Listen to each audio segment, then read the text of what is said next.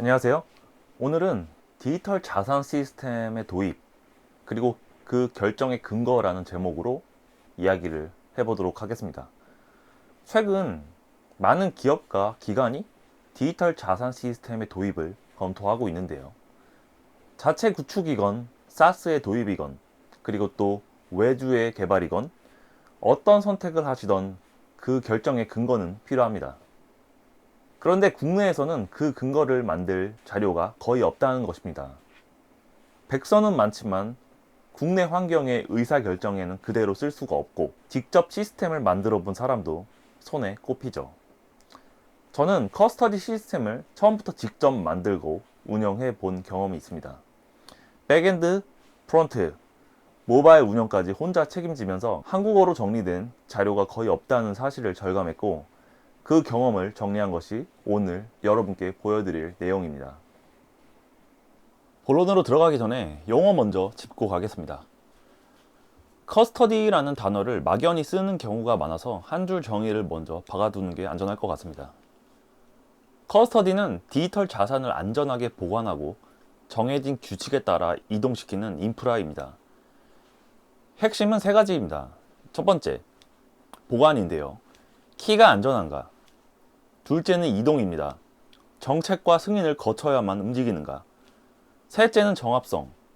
내부 장부와 온체인이 일치하는가?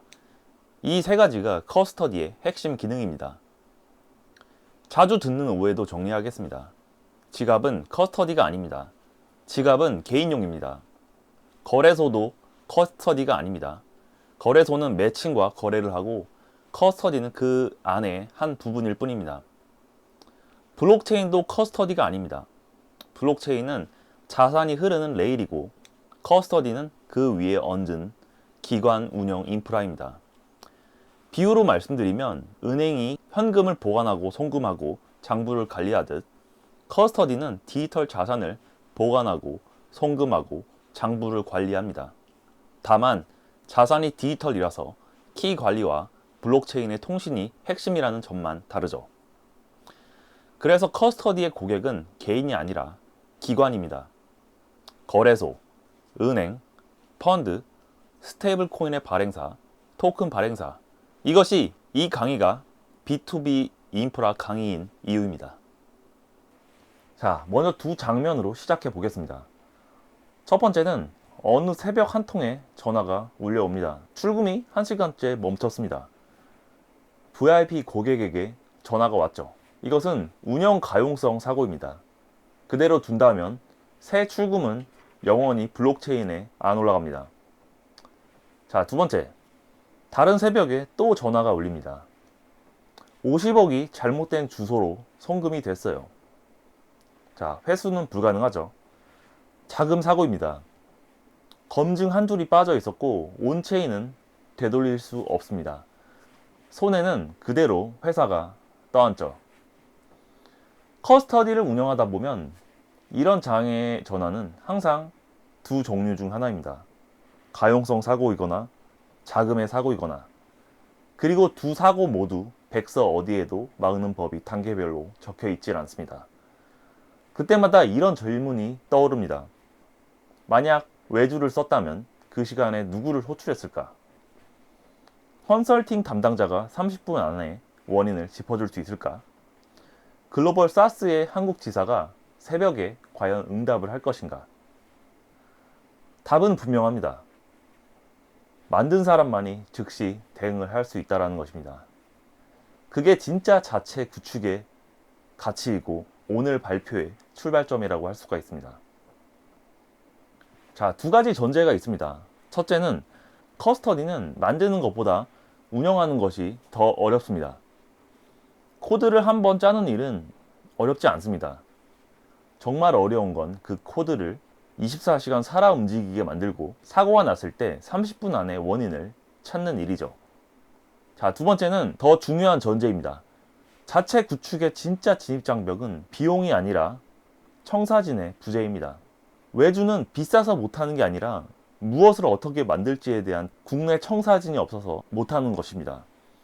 자, 오늘 발표가 답하려는 질문이 바로 이것입니다. 그 청사진을 어떻게 채울 것인가? 자, 그러면 왜 지금일까요? 한국 시장에 동시에 세 가지 흐름이 진행되고 있기 때문입니다. 첫째, 이제 거래소뿐만 아니라 토큰 증권 운용사, 보관사, 결제 솔루션 회사까지 가상자산 서비스 제공자, 즉 VASP 라이센스를 받기 시작하고 있습니다. 자, 두 번째, 은행과 보험, 증권이 디지털 자산 부서를 신설하고 글로벌 스테이블 코인 생태계에 직접 들어서고 있습니다. 셋째, 미국과 한국 등 전 세계에서 2025년과 2026년에 걸쳐 입법을 동시에 가속하면서 법이 없어서 못한다며 밀어놨던 의사결정들이 한꺼번에 책상 위로 올라오고 있습니다. 이 세 흐름은 하나의 질문으로 수렴을 합니다. 커스터디 시스템을 어떻게 만들 것인가? 즉, 자체 구축을 검토하는 시장이 폭증하고 있다는 것입니다.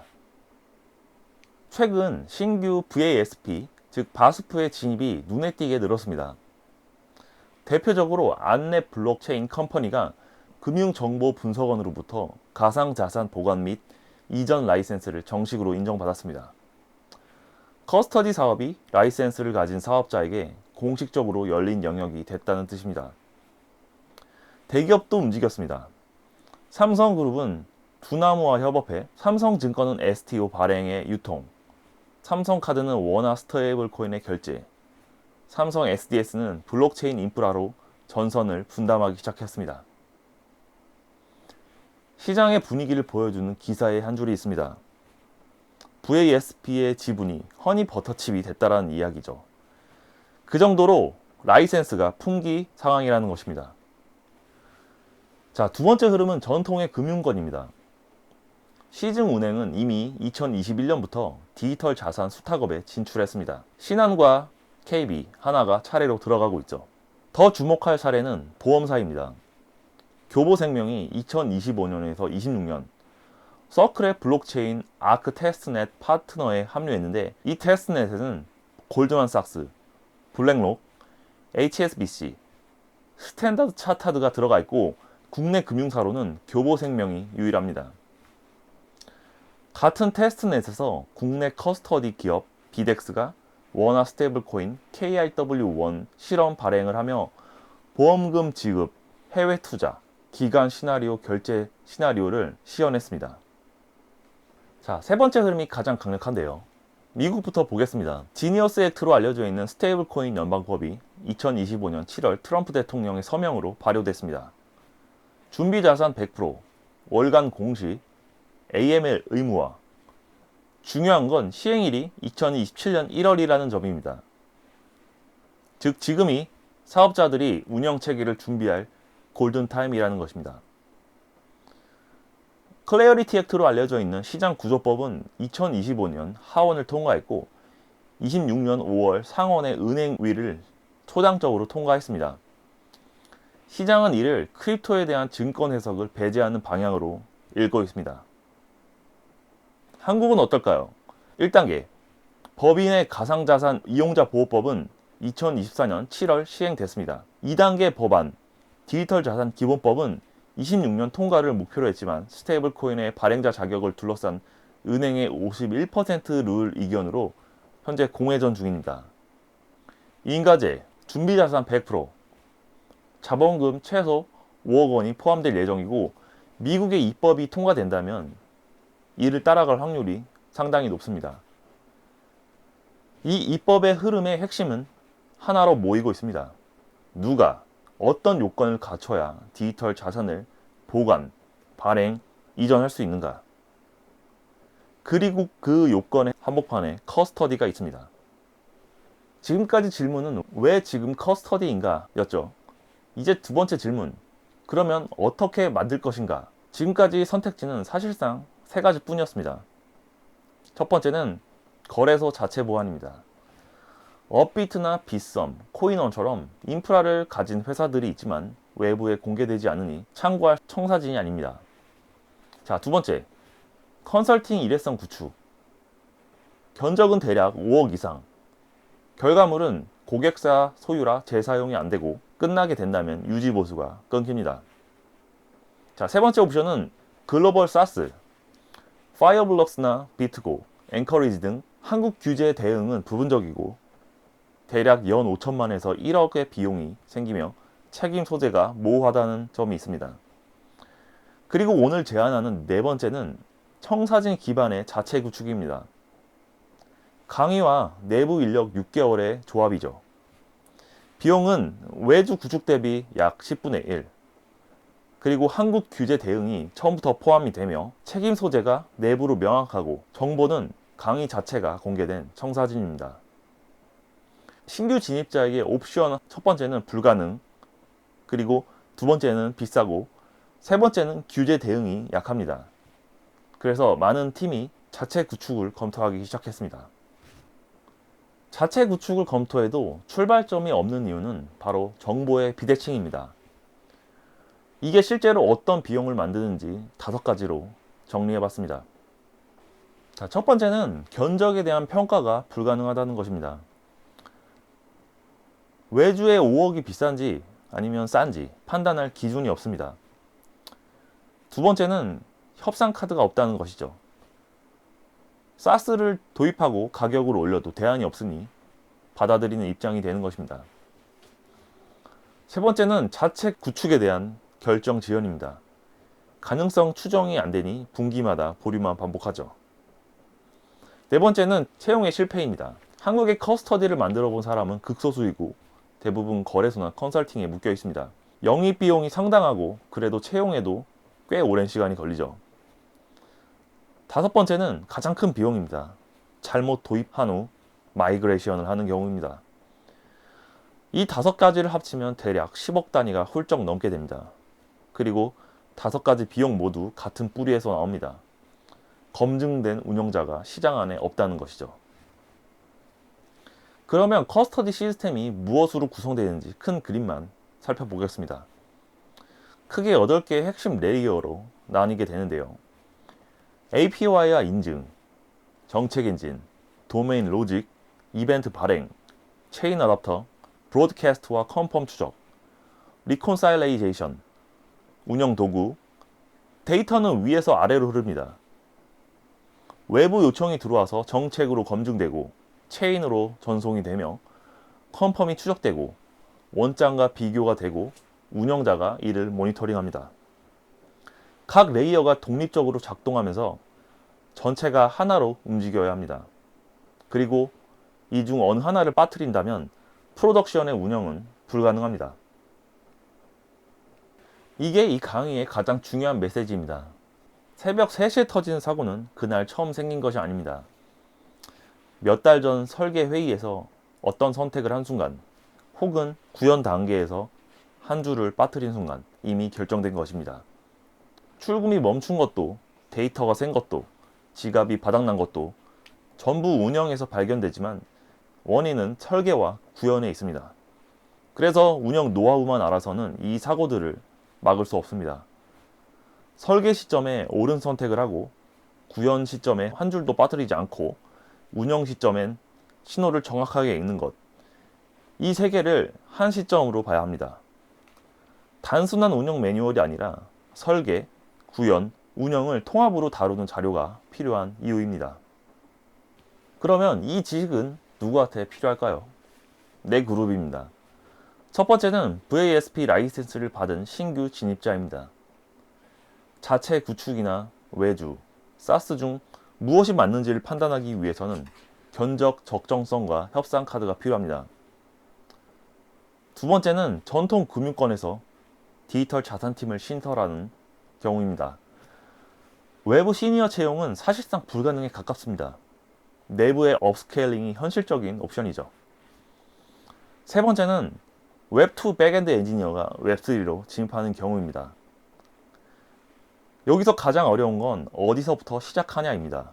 익숙한 패턴에서 시작해 웹3로 자연스럽게 넘어가는 경로가 필요합니다. 네 번째는 외부 솔루션 도입을 평가, 운영하는 의사결정자입니다.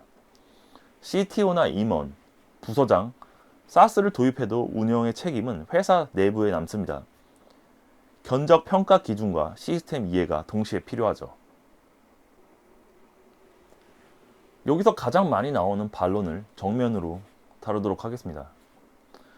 이 복잡한 걸 우리가 다 알아야 할까요? 그냥 파이어블록스 라이센스 사면 되는데. 네, 정당한 질문입니다. 네 가지로 답하도록 하겠습니다.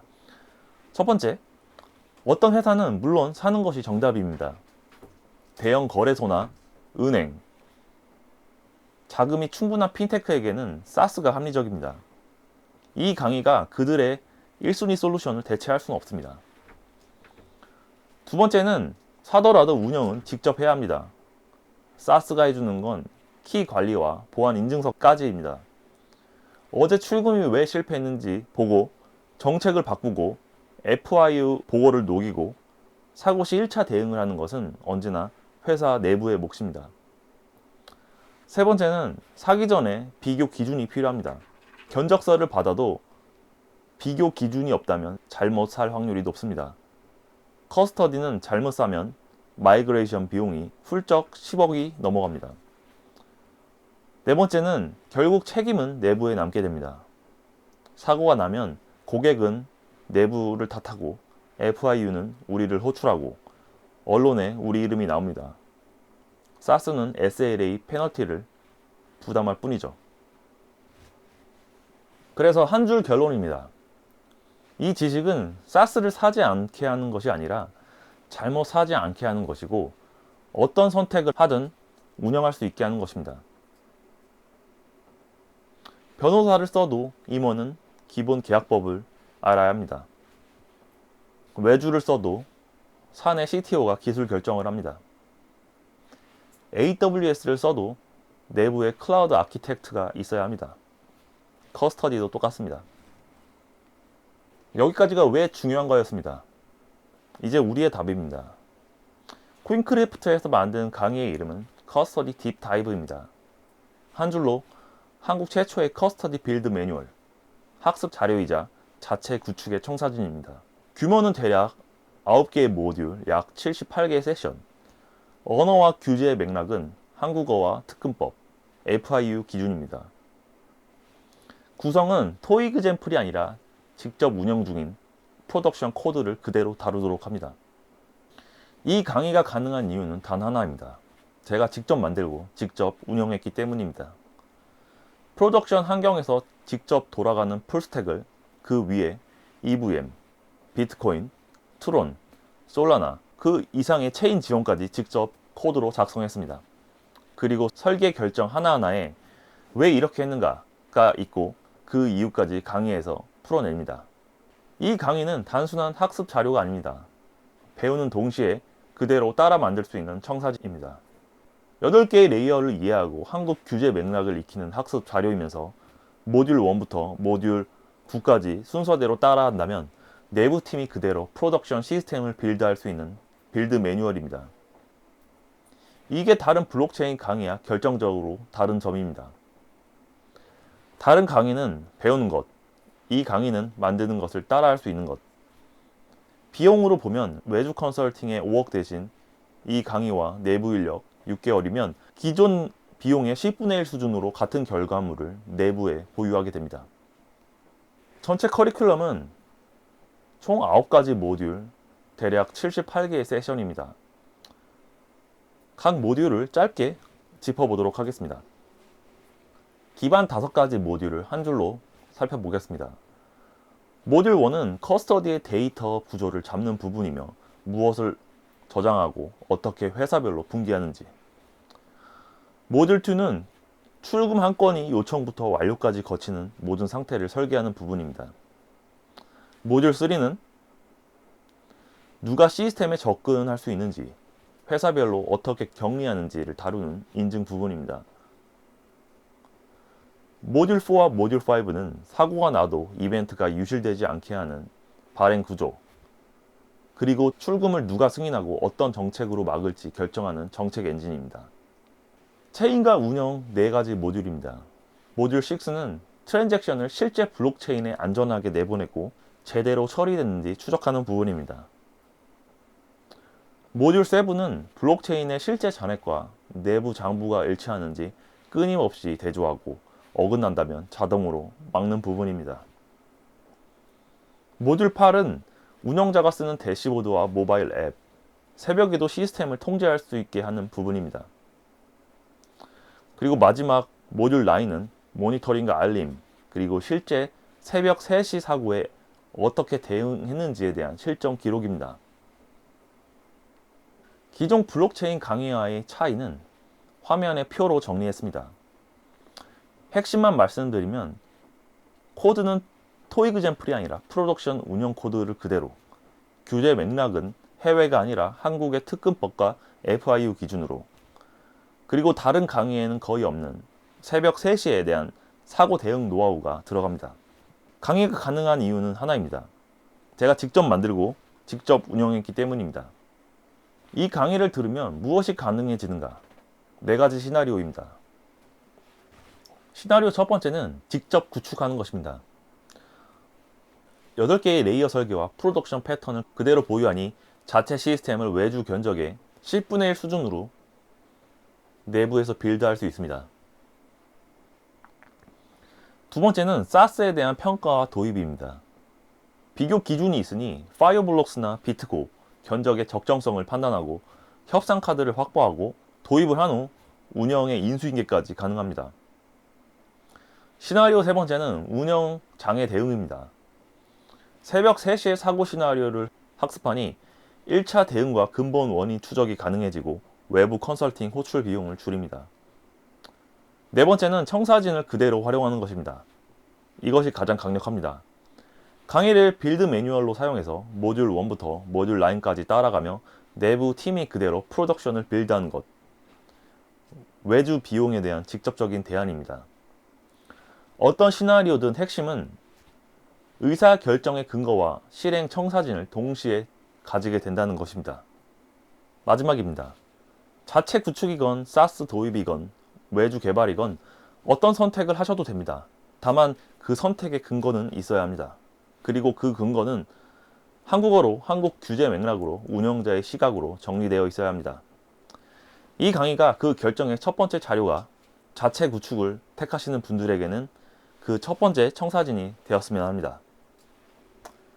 자, 말로만 설명하면 와닿지 않으실 겁니다. 그래서 실제로 이 시스템이 어떻게 돌아가는지, 출금 요청이 들어와서 정책 검증을 거치고 체인으로 나가고 어떻게 컨펌이 추적되고 원장과 대사되는 그 전 과정을 직접 보실 수 있도록 데모를 준비했습니다.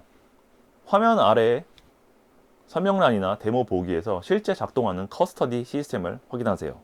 8개의 레이어가 프로덕션에서 어떻게 함께 움직이는지 짧은 시간이면 감이 잡히실 겁니다. 들어주셔서 감사합니다.